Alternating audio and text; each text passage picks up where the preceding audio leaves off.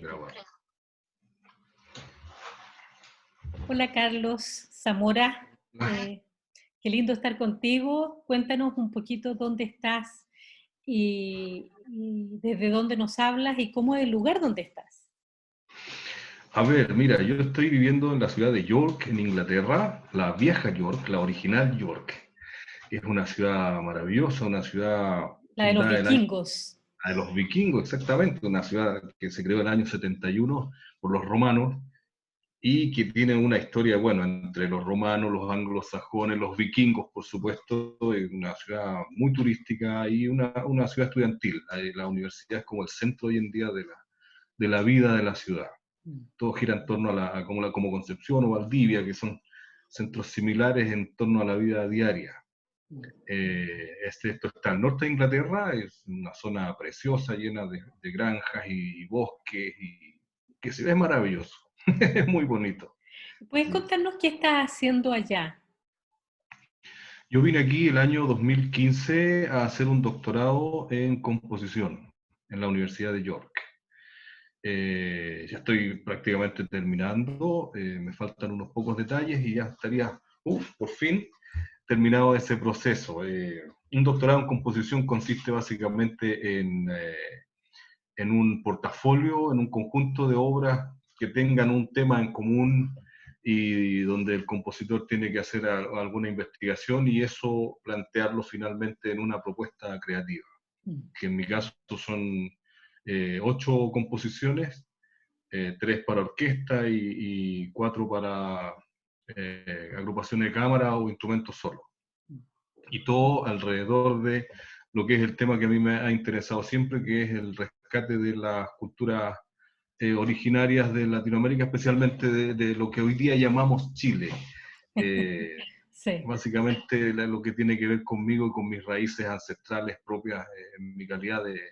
Yo tengo sangre indígena de la cultura atacameña, de los Licanantay, así que por ese lado he estado yo desde hace muchos años trabajando y rescatando ese patrimonio cultural. Pero dentro del doctorado se me ocurrió abordar culturas algo más lejanas a mí, como los mapuches, por ejemplo, aunque no tengo prácticamente ninguna relación cultural, salvo el ser chileno en el sentido de pertenecer al mismo territorio hoy en día.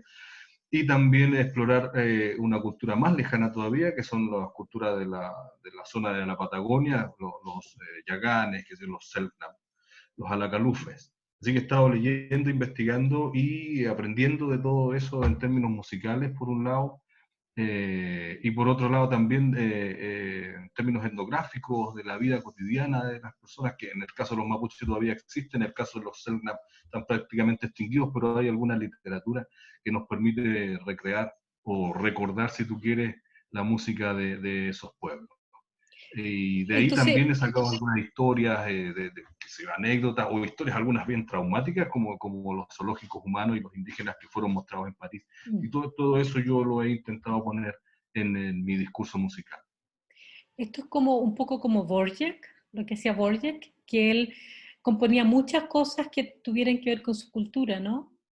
O sea, esto no lo inventé yo, es una cosa que se hace desde hace muchos años y particularmente de manera bien consciente, una vez que nacen los nacionalismos europeos en general, no solo Borjak, que es un poco más tardío, pero desde no sé, Liszt o se me ocurre incluso Brahms por ahí utiliza algunas músicas de pueblos originarios, podríamos decir, de culturas antiguas europeas, lo utiliza desde un punto de vista más musicológico y de hecho lo investigó profundamente Bartók y Kodály también.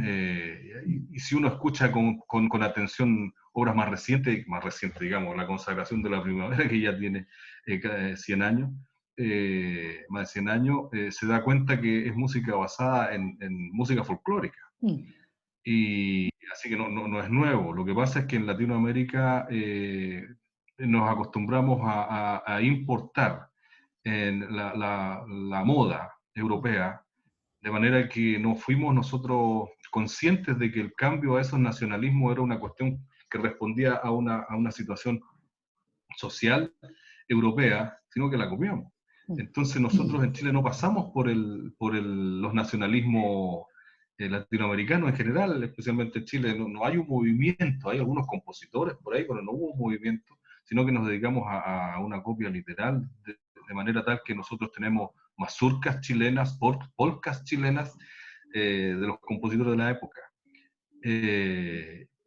Hay otros compositores en Latinoamérica que se han dedicado a rescates de culturas o sea, de la música de las culturas antes de la conquista española, y que es un poco también lo que me entusiasma a mí, porque hay un quiebre ahí brutal y hay una desaparición total de la cultura, no total, Mm. pero prácticamente no somos conscientes, nosotros no hay historia escrita, fue todo destruido de lo que pasaba antes de que llegaran los españoles. Mm. Pero hay algunas culturas que han mantenido sus costumbres, sus raíces musicales, algunas veces convertidas incluso en temas religiosos al catolicismo especialmente, pero que son cuestiones que vienen desde mucho antes de la llegada de los españoles. Así que hay muchísimo material en Latinoamérica y en los pueblos originarios chilenos. Uno puede pasarse la vida encontrando cosas nuevas y que son un poco el material que yo utilizo para construir la música que yo sé hacer, que en definitiva es música europea, con instrumentos europeos, con un sistema Sí. de escritura, que es lo que yo sé hacer, pero desde la perspectiva de un rescate patrimonial de las culturas precolombinas. Pero Carlos, ¿no te pasa de repente que con todo lo que está pasando, por ejemplo, es como el minuto de ir más allá de la música europea y la música latinoamericana y sentir cuál es la música porque yo me imagino, por ejemplo, que ahora que estás en York, no te dan ganas de escribir algo que tenga que ver con la historia de donde estás viviendo en este minuto, con las raíces de ella, no sé, música vikinga o celta sería.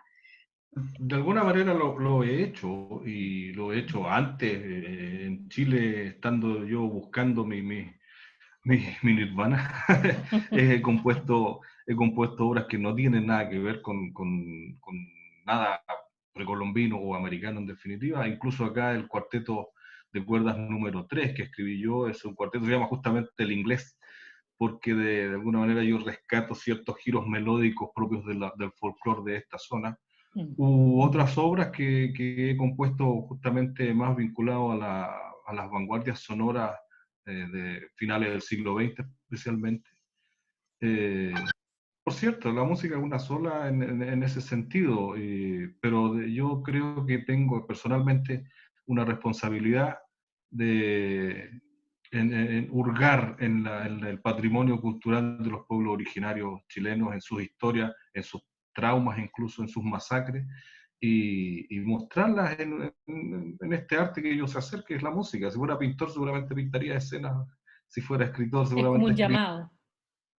Claro, es ni siquiera una alerta, es una manera de decir, mire, sabe que esto existe, Mm. existió, está presente algunas veces, y es material cultural totalmente utilizable, no porque lo diga yo, lo han hecho la mayoría de los compositores. Mm. ¿Y qué pasa con los compositores en nuestro lado del mundo? Porque yo me imagino que los compositores europeos eran amigos, se escuchaban entre ellos, había una comunidad que se promovía, tal vez se tenían celos también y envidias y todas esas cosas, pero yo siento que los nuestros como que cada uno está haciendo su mundo un poco. No hay como una comunidad promoviendo y trabajando juntas. Tal vez las compositoras mujeres con resonancia femenina lo ha hecho un poco, pero ¿qué pasa con los compositores en general Lo que en pasa esta es que parte? yo tengo una teoría que no la he tampoco ni siquiera estudiado, un pensamiento más que una Mm. teoría. A mí me parece que la grabación, el invento de la grabación nos pegó una patada muy fuerte.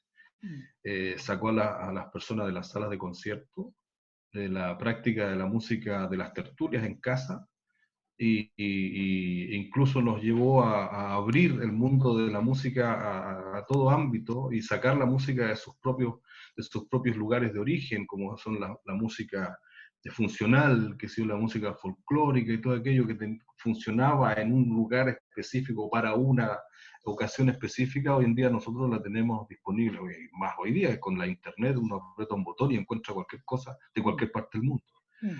Y en ese sentido la música llamada clásica se fue un poco transformando en los compositores en una especie de gueto de gente que hace algo que no está en el ideario común, en el diario vivir de las personas. Se fue transformando cada vez más en una cosa elitista, volviendo quizá a lo que fue la música clásica desde sus orígenes, una cosa bastante elitista, bastante aristocrática. Y como tú dices, claro, ha habido pocas ocasiones de reunirnos todos. En Chile tenemos una historia muy particular, la Asociación Nacional de Compositores, que se crea en 1936, que existe hasta hoy día, se crea justamente para pelearse con la sociedad de autores, o no me acuerdo el nombre que tenía, que eran los otros vinculados a otro grupo de personas. Entonces, Pueblo Chico, Infierno Grande, cada uno tira para su lado, y después del año 73 en Chile, donde se implanta un sistema que no vale la pena el análisis, pero finalmente la sociedad completa se transforma en una sociedad individualista, donde cada uno cuida su territorio, cada uno hace lo que quiere, cómo quiere, donde puede algunas veces, y finalmente se trata de crearte tu propio camino con los propios medios que tú tienes, más que un trabajo comunitario. Es así que muchos compositores hoy en día se dedican muchísimo a escribir obras para instrumentos solos, porque los accesos a las orquestas, los accesos a agrupaciones de cámara son complicados, y normalmente también están vinculados a instituciones donde se crean sus propios círculos, las universidades, por ejemplo, tienen sus ensambles, sus grupos de compositores, sus festivales, que son abiertos de alguna manera, pero también, por cierto, tienen que vender, si tú quieres la palabra, no es bonita, pero mostrar lo que hacen. Entonces el trabajo en comunidad en realidad se fue perdiendo, y está bastante complejo realizarlo. Pero yo creo que nosotros también somos bastante como ignorantes en relación del rol de los compositores, ¿no? Porque componer es escribir, es como el rol de los escritores, ¿no? Solo que ustedes escriben música. Y yo me imagino que como tú, la música tiene que ver con un momento que estamos viviendo, o sea, con los pueblos indígenas, lo que les pasa, sus emociones, etc. Pero ¿cómo promover eso con el público en general? No, nosotros somos gente bastante ignorante, por lo menos yo, en el mundo de la música contemporánea. Ya todos los teatros y todas las salas hablan de cómo crear nuevas audiencias para la música ya conocida, como la de Mozart, Beethoven, Bartók, etc. ¿Qué hacer con la música contemporánea, que además requiere nuevos oídos también? A mí lo que me gusta de la música contemporánea es que cuando voy a escuchar algo, siento como que algo en mí se tiene que estirar, ir más allá de mi cajita para aprender a escuchar esa música. Pero ¿cómo conquistar a la gente para decir, ven que tengo una historia que contarte? Yo, yo, yo creo que desgraciadamente tenemos una brecha muy, muy grande entre la gente que asiste a los teatros, el público general, que como te decía, se alejó de los teatros, entre otras cosas, por culpa de las grabaciones, y bueno, ese es otro tema a analizar, pero yo creo que el problema no lo tiene la música contemporánea, el problema lo tiene toda la música. Como decías tú, enganchar con Beethoven también es complicado. Es más fácil porque el lenguaje de Beethoven es más cercano, por razones que no viene al caso conversar ahora, pero yo creo que la solución para esto es de muy largo aliento, y tiene que ver con la educación. No siendo yo un hombre vinculado mucho a los temas de currículum y todo aquello, pero países que han... Hay una anécdota, me acordé ahora de una anécdota, cuando un ministro de Educación de Finlandia le preguntan por qué, sobre los sistemas de educación tan exitosos que tienen ellos. Y el tipo dice, bueno, una cosa es el sistema educativo, pero resulta que en Finlandia tenemos una orquesta sinfónica por cada 1.000.000 de habitantes. Entonces, no es una cosa de solamente de copiar el modelito dentro de la sala de clase o de la escuela, es un modelo de sociedad completo, donde se le da el valor que tiene el arte en general y la música en particular. Entonces, el niño que va a la escuela y le enseñan de unas maneras en que finalmente puede tener alguna apreciación musical, pero no hay un continuo en la educación. Desde la prensa, de la enseñanza preescolar en adelante, donde se vean los temas, por un lado la historia, por supuesto, sin tener que andar vendiendo fechas ni nada de esas tonteras, sino que el repertorio, la vida, las cosas en que se inspiran los compositores y cuál es el resultado musical. Y si se hace ese continuo, la música contemporánea no es rara para nada, porque es justamente un continuo. Pero nosotros tenemos un quiebre en la educación donde de pronto salió la música y el arte y qué sé yo cuántas otras materias, la filosofía de las salas de clase, en virtud de una enseñanza vinculada a un sujeto que se especializa en apretar la rueda derecha, pero si le pasas la rueda izquierda, el tipo no sabe qué hacer. Y eso es lo que nos pasa en la música. Si te ponen una cosa de Mozart, seguramente la has escuchado en la televisión, en la radio, qué sé yo, pero una cosa del siglo XX, siglo XXI, un compositor vivo, y seguramente no te va a cuadrar nada con esas sonoridades.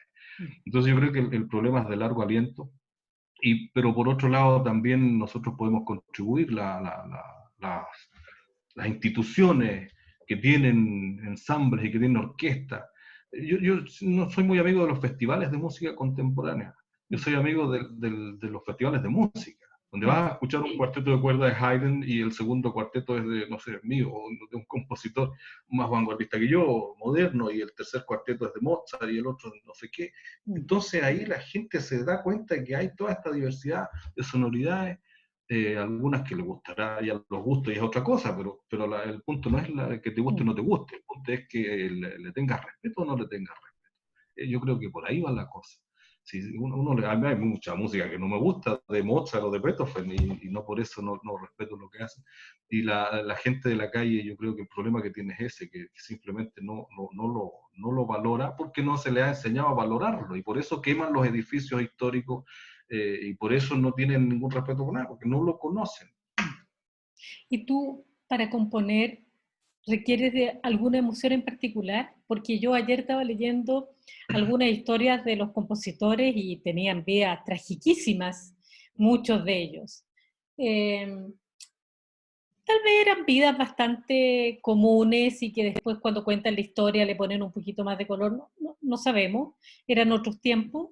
Estoy hablando de compositores ya mucho más antiguos, pero tú, por ejemplo, cuando vas a componer, ¿requieres de alguna emoción en particular o, eh, o por otro lado, como es tu trabajo, tú compones? Es como los escritores dicen, no, yo me pongo a escribir y escribo, digamos.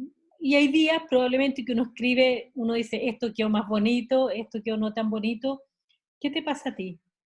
Mira, yo tiendo a pensar de que, independiente de las trágicas vidas que se cuentan por ahí de algunos compositores y las películas que ayudan mucho a mostrar cosas que en realidad no son tan ciertas, yo creo que hay de todo. Por un lado, por ejemplo, se me ocurre, Borja que escribió su Stabat Mater después que se le había muerto su hijo. Mm. Y claro, le produce una cosa tremenda, o se pega un viaje a Estados Unidos y compone el Nuevo Mundo. A uno le pasa lo mismo, a mí se murió mi mamá y escribí una cosita ahí en su recuerdo, pero al otro día un clarinetista me llama por teléfono, me dice, oye, ¿me podrías escribir algo? Bueno, sí, por supuesto, y entonces es sentarse a trabajar. Yo, en ambos casos, en ambos casos, el clic puede ser una tragedia o puede ser una historia de amor o lo que tú quieras. El clic produce una idea. Y esa idea algunos le llaman inspiración, otros le llaman, no sé, tiene varios nombres. Pero eso es el segundo donde está la idea. Y después yo suscribo a Picasso, la inspiración es la idea, dura un minuto y el resto son días y días de trabajo. Y es sentarse a trabajar. En mi caso yo camino mucho en Santiago, viviendo en Santiago, en los tacos para mí era un poco momentos de trabajo, porque en el taco vos va la mente funcionando y funcionando y funcionando. Cuando llega a la casa te pones a escribir la obra hasta casi lista. Es una metáfora, pero un poco sí, es sentarse a trabajar y algunos días uno trabaja muy rápidamente y otros días la mente simplemente no se le ocurre nada. Pero yo creo que la inspiración, el clic, la idea, es el punto de partida y ese es el que alguna vez es más interesante o menos interesante. Este viernes te vamos a tener en los Friday Night con Fanjulan Ward a las 8 de la noche, este viernes 8 de mayo, a las 8 de la noche hora de Chile. Así es. ¿Cuál va a ser tu exploración para esa noche? Mira, yo quisiera compartir con quienes nos acompañen ese día un poco el recorrido musical mío como compositor. Contar un poco algo de las primeras obras, de dónde nacen, por qué nacen. Vamos a escuchar algunos pedazos de grabaciones y en este recorrido musical ir contando justamente algo de lo que estamos conversando ahora, qué gatilla la obra, cuál es mi manera de sentarme a trabajar, cómo concibo yo el rescate de los pueblos originarios, en algunos casos vinculado mucho a la denuncia o, si tú quieres, a la valorización del respeto por los derechos humanos, en algunas historias y de obras que he compuesto también que tienen un fuerte componente en ese sentido. Y eso, y compartir un poco el trabajo, como tú dices, no se conoce bien el trabajo de los compositores. Incluso algunos me ha tocado, yo escribí una carta hace un tiempo y vas al banco y ¿qué usted compositor? ¿Y qué es eso? Hay que explicar qué diablos existen, como Mozart, ya sí, como Mozart, explicar a qué se dedica uno. Entonces un poco compartir, seguramente muchos de los que nos acompañen saben de qué se trata, pero tal vez algunos sería bueno compartir estas ideas, pero en profundidad y con ¿cómo se llama? Con las ganas todas de compartir lo que yo hago, que es básicamente a lo que me dedico, compartirlo, pero en este caso conmigo como protagonista, lo que no es usual para un compositor.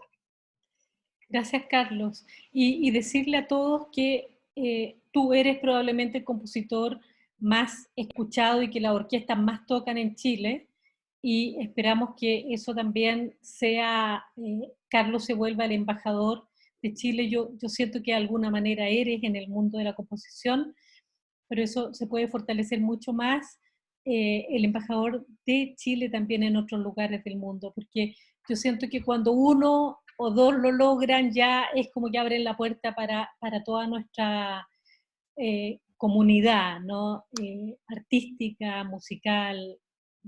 Entonces, bienvenido para este viernes, nos va a encantar tenerte, escuchar y explorar contigo cómo tú, yo imagino, baja información, quién sabe de dónde, la escribe y después creas música. Muchas No, sí, gracias. claro. No, gracias a ti y nos vemos el viernes. Nos vemos el viernes. Chao.